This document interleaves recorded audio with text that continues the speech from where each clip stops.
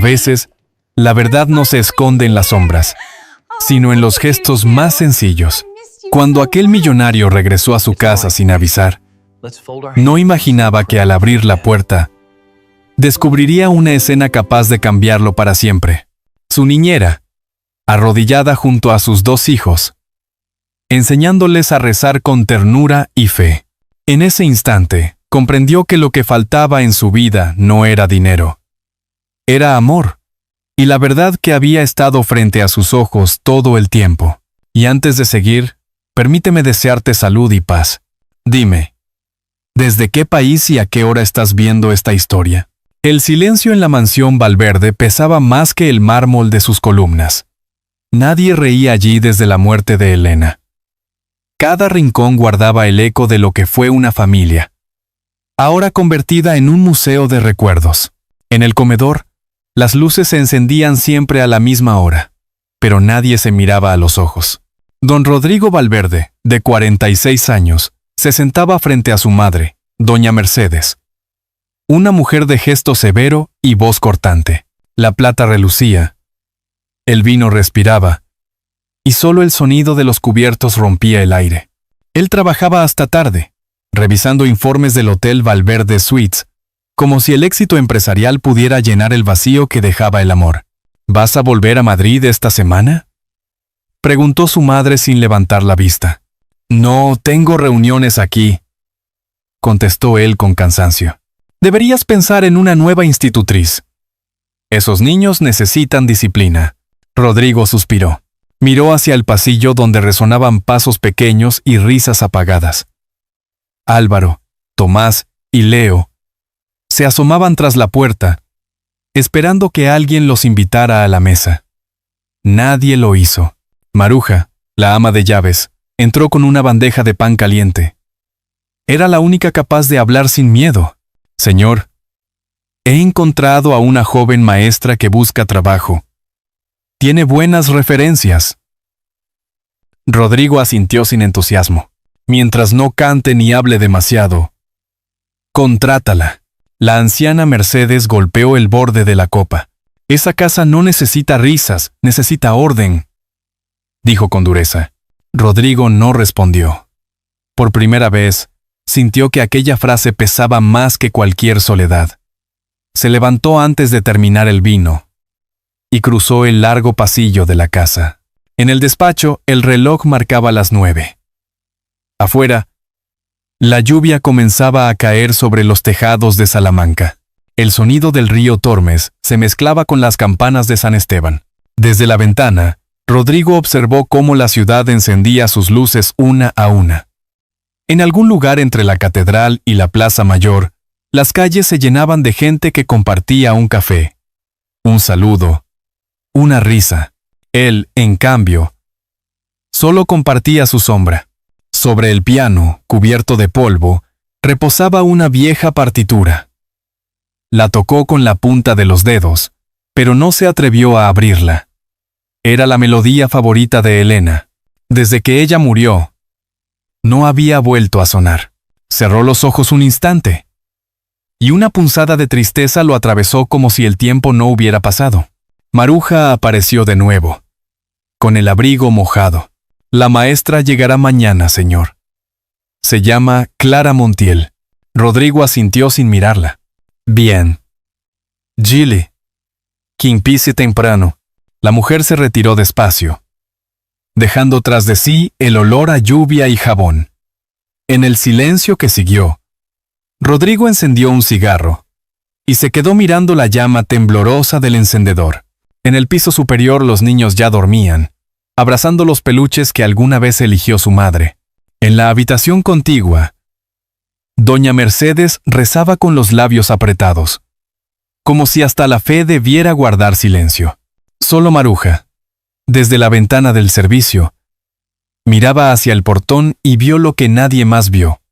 Una figura femenina, delgada, con una maleta pequeña, se detuvo bajo la lluvia. La joven respiró hondo antes de tocar el timbre. Ojalá este lugar necesite un poco de esperanza, susurró. La mañana amaneció despejada sobre los tejados dorados de Salamanca. Las calles aún olían a piedra mojada por la lluvia de la noche anterior, y el sonido de las campanas del convento de San Esteban marcaba las 8. En la puerta principal de la mansión Valverde, una joven se detuvo con una pequeña maleta en la mano. Su abrigo claro tenía los bordes gastados, pero sus ojos, grandes y tranquilos, reflejaban una luz que contrastaba con el cielo gris. Maruja, la ama de llaves, le abrió la verja. «Buenos días, hija». «¿Usted es la señorita Montiel?» «Sí, señora». «Me dijeron que empezaba hoy». «Entre. Entre. Don Rodrigo está ocupado. Pero los niños ya la esperan en el jardín». Clara cruzó el vestíbulo y se detuvo un instante. El aire dentro de la casa olía a madera vieja y cera de iglesia. Los retratos familiares parecían observarla con desconfianza, y el eco de sus pasos se perdía en los corredores. Acarició el marco de una pintura, donde una mujer sonriente sostenía a 3 bebés. «Debe de ser Elena», pensó, con una punzada de ternura. Al salir al jardín, el sol se filtraba entre las magnolias. Los 3 niños jugaban cerca del estanque. Álvaro, el mayor, trataba de dirigir a los otros 2 con seriedad. Tomás se dedicaba a lanzar piedras al agua. Y Leo, el más pequeño, observaba todo con una expresión distraída. «Hola», dijo Clara. «Soy la nueva niñera». Ninguno respondió. Solo Tomás se atrevió a levantar la vista. «No necesitamos niñera. Siempre se van». Clara sonrió sin ofenderse. «Entonces yo seré distanta. No sé irme sin intentar quedarme». Los 3 la miraron desconcertados. Para romper la tensión, Clara se agachó y señaló una mariposa posada sobre una flor. «¿Ven? Hasta las mariposas saben cuándo es momento de quedarse quietas. No todo es huir». Leo soltó una pequeña risa. Fue la primera del día. Durante la mañana, Clara los observó en silencio, aprendiendo quién era quién. Álvaro hablaba poco, pero tenía un sentido fuerte de responsabilidad. Tomás era puro fuego, siempre buscando atención. Y Leo, el menor, parecía vivir en su propio mundo, dibujando sobre la tierra con un palito. Clara se acercó y escribió junto a él una palabra: esperanza. «¿Qué significa?», preguntó el niño. «Significa que algo bueno puede pasar, incluso cuando todo parece triste». Desde el balcón del piso superior, doña Mercedes los observaba. Su mirada, fría y contenida, se posó en Clara con desconfianza. «Demasiado confianza para el primer día», murmuró. Maruja, que se encontraba a su lado, respondió con voz serena: «Demasiado silencio para una casa con 3 niños, señora. Quizás un poco de ruido haga bien». A mediodía, Clara preparó la merienda: pan con miel y un vaso de leche. Los niños la miraban sorprendidos. «¿De verdad podemos comer antes de que venga la abuela?», preguntó Álvaro. «Claro que sí. No hay que esperar permiso para disfrutar las cosas simples». Rodrigo pasó por el pasillo en ese momento. Detuvo el paso al escuchar las risas. Era un sonido leve, pero distinto a todo lo que había escuchado en años. Se asomó discretamente. Clara limpiaba harina del suelo mientras los niños se reían a carcajadas. Por un instante, el empresario serio y reservado sintió algo que no recordaba. Alivio. «¿Quién les ha enseñado a sonreír así?», preguntó en voz baja.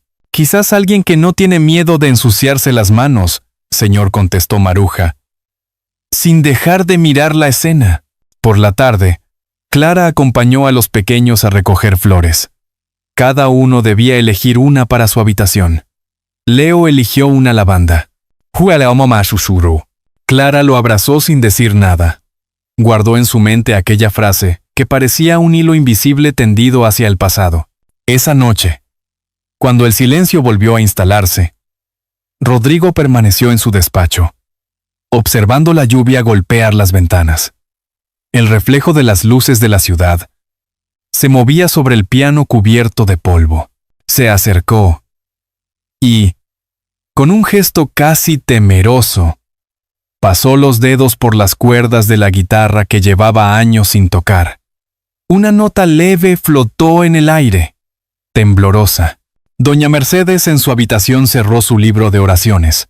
Que Dios nos libre de los cambios, dijo en voz baja. Pero en el jardín, las flores recién cortadas exhalaban su perfume, y entre ellas, una pequeña mariposa seguía despierta, moviendo lentamente las alas.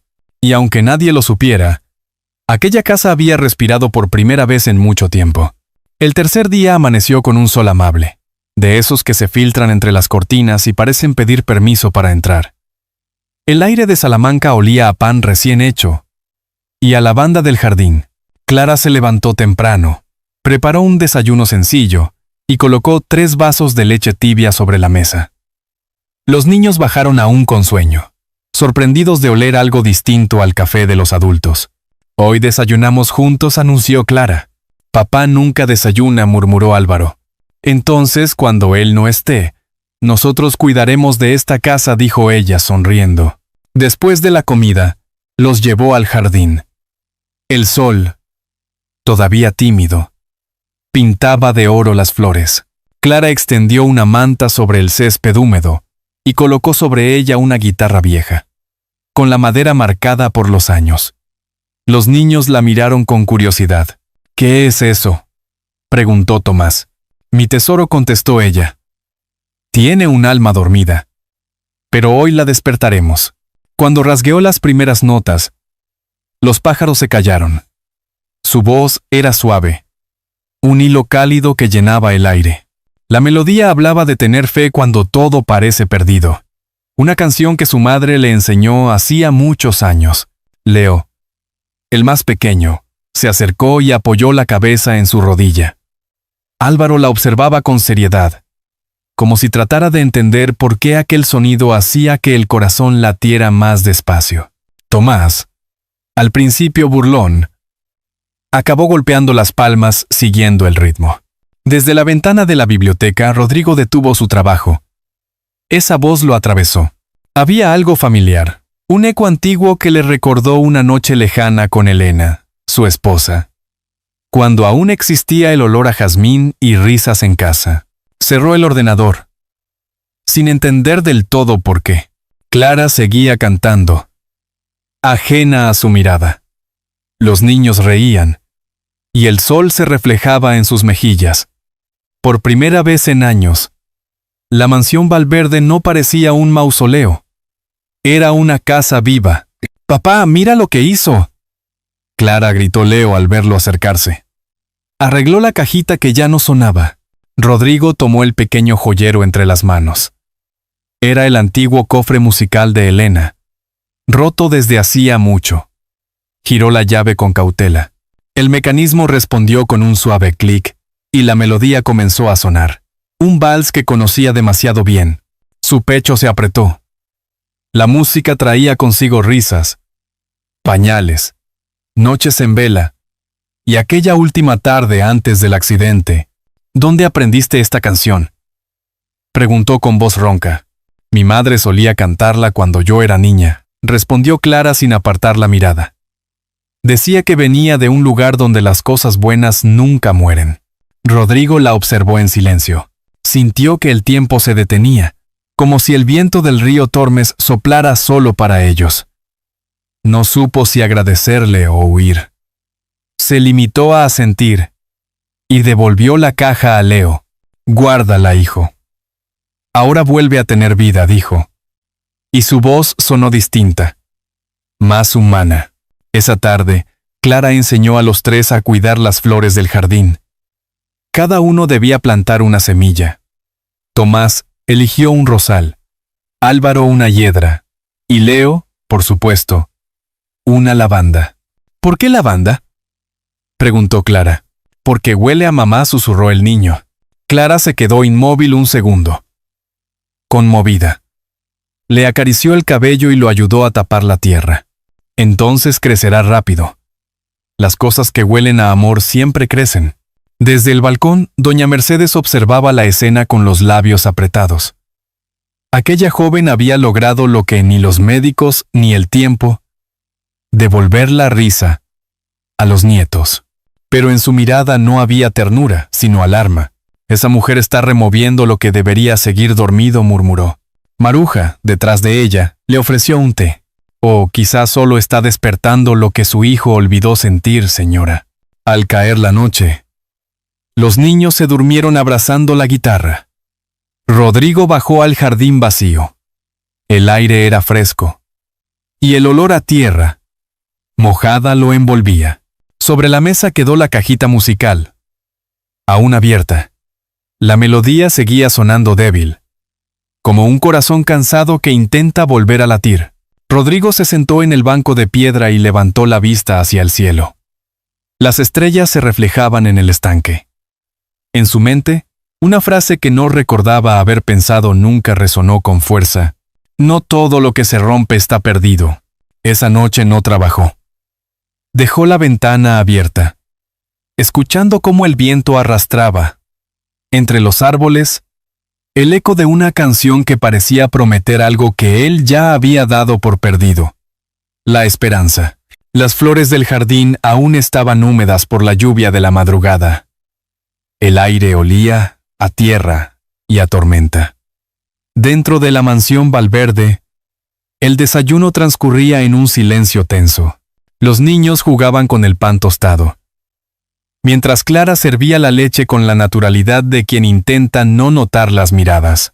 Doña Mercedes la observaba con los labios apretados, y Rodrigo escondía el rostro tras el periódico. ¿No le parece, hijo, que últimamente hay demasiado ruido en esta casa?, dijo la anciana con voz seca. Los niños solo están contentos, madre. No, están malcriados, respondió ella, dejando la taza con fuerza. Y alguien aquí olvida su lugar. Clara levantó la vista, sorprendida. Si he hecho algo que le moleste, señora, dígamelo. Sí, replicó Mercedes. Me molesta que quiera comportarse como si fuera parte de la familia. El silencio cayó pesado. Rodrigo no dijo nada. La voz de la lluvia comenzó a golpear los cristales, como si acompañara el malestar que flotaba en el aire. Los niños se miraron entre sí, confundidos. Tomás se aferró al brazo de Clara. Él respiró hondo. Solo intento que esta casa respire, señora. Pues no es su tarea traer aire, dijo Mercedes. Es limpiar el polvo. Rodrigo bajó el periódico lentamente. Su mirada se cruzó con la de Clara, pero fue breve. Cobarde. No pronunció palabra. Doña Mercedes se levantó, satisfecha, y se marchó al salón. La puerta se cerró con un golpe que resonó en toda la casa. El día se volvió gris. La lluvia no paró en todo el mediodía. Clara siguió cumpliendo con su trabajo, aunque cada movimiento era más lento, como si la tristeza pesara sobre sus hombros. Los niños intentaban animarla. Leo le trajo una flor marchita. Álvaro prometió portarse bien, pero nada parecía aliviar la herida invisible. Por la tarde, cuando el cielo se oscureció del todo, Clara subió al cuarto de los niños. Les leyó una historia. Una de esas que hablan de personas que se pierden para encontrarse mejor. Cuando acabó, Leo le preguntó, ¿vas a quedarte con nosotros para siempre? Clara sonrió, aunque los ojos le brillaban. Nada dura para siempre, pequeño. Pero las cosas buenas dejan huellas. Esa noche, mientras todos dormían, Clara bajó al salón. En la mesa, junto a la caja de música, dejó una nota doblada con cuidado. Decía, gracias por devolverles la risa. Ojalá un día también se la devuelva a usted. El reloj marcaba la medianoche. Afuera, los relámpagos iluminaban la fachada antigua. Maruja, que bajó medio dormida, la vio de pie junto a la puerta, con el abrigo puesto y la maleta en la mano. ¿Se va, niña? Clara asintió. A veces, para no romper algo hermoso, hay que saber irse a tiempo. La ama de llaves la abrazó sin decir nada. Cuando la puerta se cerró, el sonido del trueno la cubrió por completo. Al amanecer, Rodrigo se levantó tarde. En la cocina no olía a café ni a pan. Los niños aún dormían, y doña Mercedes rezaba en su habitación. Al llegar al comedor, vio la nota sobre la mesa. La abrió con manos temblorosas. La letra era fina, clara, leyó despacio. Y cada palabra parecía abrirle una herida. Salió al jardín bajo la llovizna. La caja de música seguía allí, cerrada. La giró con cuidado, y el vals volvió a sonar. Pero esta vez no sonaba como un recuerdo, sino como una despedida. Leo apareció detrás, descalzo, con lágrimas en los ojos. «Papá, ¿dónde está Clara?» Rodrigo lo abrazó con torpeza. «Se fue, hijo, pero volverá». El niño negó con la cabeza. Dijo que solo las cosas buenas vuelven si uno no tiene miedo. Rodrigo se quedó inmóvil. La lluvia comenzó a caer más fuerte. Miró hacia el cielo gris, como buscando una respuesta. Por primera vez en años, dejó que la lluvia lo empapara entero. Dentro de la casa, doña Mercedes, al verlo desde la ventana, apretó con fuerza el rosario. No entendía si el temblor que sentía era de frío o de culpa. Y en algún lugar, más allá del puente viejo, una joven caminaba entre la neblina con una maleta ligera y el corazón lleno de tristeza, pero también de una certeza silenciosa.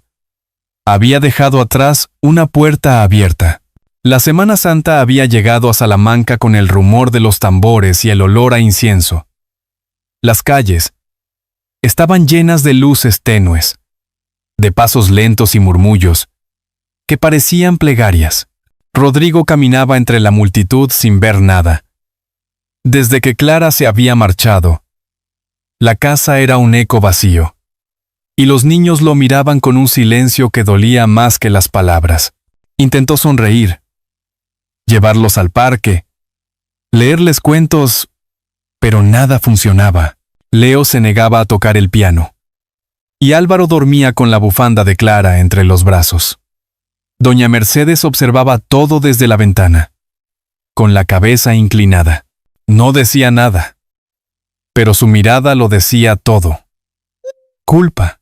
Aquella noche de Viernes Santo, Rodrigo decidió salir. Llevaba semanas sin pisar la calle más allá del trabajo. La procesión avanzaba por la Plaza Mayor, y los cirios iluminaban los rostros de los penitentes. Se detuvo frente a la iglesia de San Martín. Entre la multitud, una figura conocida apareció, una mujer con el cabello recogido, llevando una vela. Clara. Por un instante el tiempo se detuvo. Rodrigo quiso correr hacia ella, pero algo lo frenó. Se dio cuenta de que no tenía derecho a interrumpir su paz. Aún así, sus ojos se buscaron. Ella lo miró apenas un segundo, luego bajó la vista. Él entendió. Aún no era el momento. Un repique de campanas rompió el silencio. Los tambores sonaron más fuertes, y el paso de la Virgen del Perdón apareció. Rodrigo se quitó el sombrero, como todos. Sintió un nudo en la garganta. En ese instante, recordó la última frase de la nota que Clara dejó. Ojalá un día también se la devuelva a usted. El perdón. Eso era lo que faltaba. No el de Clara, sino el suyo propio. Esa noche, al regresar a casa, encontró a su madre sentada en el salón, con el rosario en la mano. La vi, dijo él sin rodeos. Mercedes levantó la vista. ¿A quién? A Clara. En la procesión, un silencio espeso cayó entre ellos. Rodrigo, susurró ella, fui injusta. Pensé que protegía a mis nietos, pero solo protegía mi orgullo. Él se acercó, sorprendido. ¿Lo admite? Mercedes asintió con lágrimas. No quiero que esos niños crezcan viendo cómo su abuela destruye lo que los hace felices. Si aún puede traerla de vuelta, hazlo. Rodrigo no durmió esa noche. Pasó horas mirando la caja de música, girándola una y otra vez, hasta que el amanecer tiñó de dorado el tejado. Cuando los niños se levantaron, Los abrazó con una ternura que ellos no esperaban. «Vamos a buscarla», dijo. Leo sonrió por primera vez en días. Recorrieron las calles empedradas preguntando en tiendas, en la panadería donde Clara solía comprar pan, en la casa de Maruja. Nadie sabía nada, hasta que una anciana señaló el camino hacia el convento de Santa Clara. Allí ayudan mujeres jóvenes. Creo que vi a una parecida a la que describes. Rodrigo sintió un temblor en el pecho. Al llegar, la puerta estaba entreabierta. Entró con los niños. Con respeto. En el patio interior, bajo una parra, Clara daba clase de lectura a un grupo de niños huérfanos. Su voz sonaba suave, llena de paciencia. Leo corrió hacia ella sin pensarlo. «Clara». Ella giró, sorprendida, dejando caer los libros. Los ojos se encontraron otra vez. Pero esta vez no había distancia. Solo emoción. Rodrigo avanzó despacio. «Perdóname», dijo. «No por no haberte detenido, sino por haberme detenido yo mismo durante años». Ella se quedó en silencio, temblando. «Yo solo quise que los niños fueran felices. Y lo lograste. Pero sin ti, la casa volvió a ser de piedra». Los niños rodearon a Clara, abrazándola. Doña Mercedes apareció detrás de Rodrigo, caminando despacio. Había venido en silencio, con el rosario en la mano. «Hija», dijo apenas, «yo también te debo una disculpa». Clara no supo qué decir. Los ojos se le llenaron de lágrimas. El repique de las campanas volvió a sonar, como si la ciudad entera escuchara aquel reencuentro. El sonido de la caja de música parecía mezclarse con los tambores lejanos. Por primera vez en mucho tiempo, nadie en la familia Valverde hablaba de culpa, solo de gratitud. Pero mientras el sol se ocultaba detrás de las torres de la catedral, un sobre cayó de la cartera de Clara. Era una carta antigua, con el sello de la familia Valverde. Rodrigo la recogió, desconcertado. «¿Qué es esto?», preguntó. Clara lo miró, pálida. «No lo sé. La encontré entre las cosas de mi madre. Pero lleva tu apellido». Y así, justo cuando todo parecía en paz, el pasado volvió a llamar. El sol de la tarde entraba por los ventanales del convento de Santa Clara. Rodrigo sostenía el sobre amarillento con el sello de cera roja, el emblema de los Valverde. Clara lo miraba con inquietud, mientras los niños jugaban junto a la fuente. «Ábrelo», susurró ella. Rodrigo rompió la cera con cuidado. Dentro, una carta escrita con la caligrafía fina de su padre, don Eugenio. «Hijo, si lees esto, quizá ya no esté. Hace años cometí un error. Una mujer llamada Rosa García, que trabajó en casa, cuidó de ti cuando tu madre enfermó. Antes de morir me confesó que tuvo una hija, y que esa niña lleva nuestra sangre». Las manos de Rodrigo temblaron. Clara se llevó una mano al pecho. «¿Rosa García?» «Era mi madre», dijo con voz rota. Doña Mercedes, que escuchaba desde el banco de piedra, murmuró una oración. Rodrigo respiró hondo. «Entonces, Clara, tú perteneces a esta familia desde siempre». Ella bajó la mirada, incapaz de hablar. Había pasado toda su vida sin saber que el hogar que soñaba estaba aquí, esperándola. Doña Mercedes se acercó despacio, con los ojos húmedos. «Perdóname, hija. Te juzgué sin saber que en ti había parte de nosotros». Clara la abrazó, y el llanto de ambas se confundió con el sonido del agua. Los niños, curiosos, los miraban sin entender, pero sonreían. Intuían que algo bueno acababa de ocurrir. Semanas después, la casa Valverde volvió a llenarse de vida. Clara enseñaba a Leo a tocar el piano, mientras Álvaro ayudaba a doña Mercedes en la cocina. Rodrigo trabajaba en el jardín, silbando, algo que no hacía desde su juventud. Una tarde, al caer el sol, se reunieron todos en el salón. Rodrigo giró la vieja caja de música. El vals sonó, y Clara lo acompañó con la voz. Suave, temblorosa, llena de gratitud. «Papá, ¿esa canción es triste o feliz?», preguntó Leo. Rodrigo lo miró con ternura. «Depende, hijo. Para mí, ahora es esperanza». Clara se acercó a la ventana. Salamanca brillaba a lo lejos, bañada por la luz del atardecer. A veces, dijo, la vida no te devuelve lo que perdiste, sino algo mejor. La oportunidad de empezar de nuevo. Rodrigo la miró, comprendiendo que su historia, la de ambos, ya no era de culpa, sino de perdón.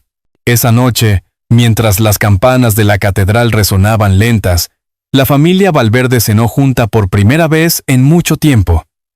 No había lujos ni discursos, solo sonrisas y un sentimiento profundo de paz. La caja de música siguió sonando, como si el eco de su melodía sellara aquel nuevo comienzo, una familia reconstruida por el amor, el perdón y una segunda oportunidad. A veces, las historias más bellas no nacen del éxito, sino de las segundas oportunidades. En esta casa, donde antes solo se oía el eco de la soledad, hoy resuena la risa de unos niños, el sonido de un piano y el suave canto de una mujer que no huyó del dolor, sino que lo transformó. Rodrigo y Clara no se encontraron por casualidad. Se reconocieron en la necesidad de perdonarse y en la valentía de volver a empezar. Y ahora dime tú, amigo o amiga que escuchas, ¿te gustó esta historia? Si te ha conmovido, deja un 1 en los comentarios. Si crees que hay algo que podríamos mejorar, escribe un 0. Tu voz también forma parte de este viaje. Cada acto de bondad tiene el poder de cambiar un destino. La vida puede rompernos muchas veces, pero también sabe unir los pedazos cuando aprendemos a mirar con el corazón. A veces basta un gesto sencillo, una palabra amable, una mano extendida para devolver la esperanza a quien creía haberla perdido. Como una lámpara encendida junto a la ventana en medio de la noche, la compasión ilumina el camino de quienes se atreven a creer que el amor nunca llega tarde. Quizás por eso esta historia nos toca tanto, porque todos, en algún rincón de nuestra alma, deseamos una segunda oportunidad. No importa cuánto tiempo haya pasado ni cuántas culpas carguemos, siempre hay un lugar donde el perdón puede comenzar. Tómate un momento para pensar en alguien a quien podrías tenderle la mano hoy. Tal vez, sin saberlo, seas tú quien devuelva la luz a su vida. Y si esta historia ha tocado tu corazón, compártela con alguien que necesite recordar que el amor y la familia